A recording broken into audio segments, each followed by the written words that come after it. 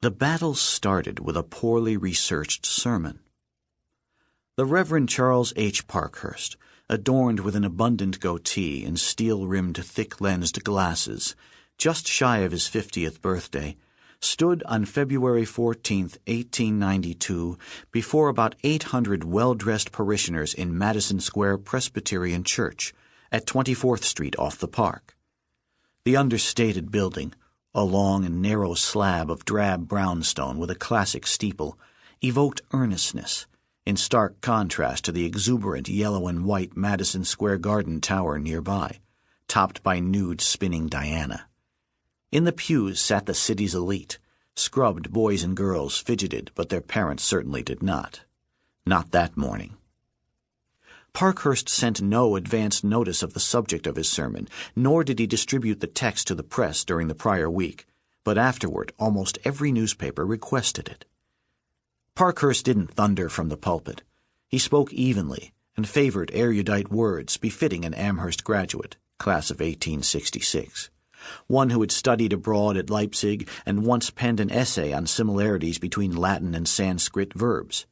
He sometimes showed a sly, dry wit.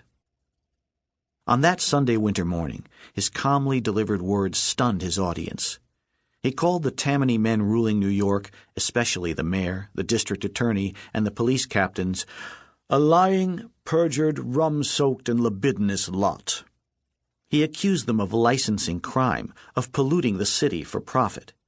He said he would not be surprised to know that every building in this town in which gambling or prostitution or the illicit sale of liquor is carried on has immunity secured to it by a scale of police taxation, as systemized as the local real estate taxes.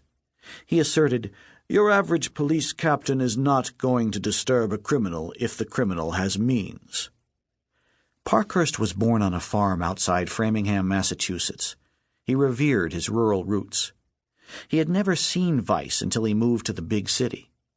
He taught school till age 33. For the past dozen years at Madison Square Presbyterian, he had been praised for geniality in charitable works, but was little known outside his congregation. That would change overnight. The minister, his quiet cadence building, wrapped his sermon in a biblical theme, charging that gambling places flourish on all these streets almost as thick as roses in Sharon, that day or night our best and most promising young men waste hours in those nefarious dens. He said he had first-hand experience that the city government shows no genius in ferreting out crime, prosecutes only when it has to, and has a mind so keenly judicial that almost no amount of evidence that can be heaped up is accepted as sufficient to warrant indictment. He explained that, as the president of the Society for the Prevention of Crime, he had recently met with the district attorney and confronted him about McGlory's, a notorious den of prostitutes and thieves that thrived for years. The DA had replied that he had no idea that such vile institutions existed. "Innocents like that," added Dr. Parkhurst, "in so wicked a town ought not to be allowed to go abroad after dark."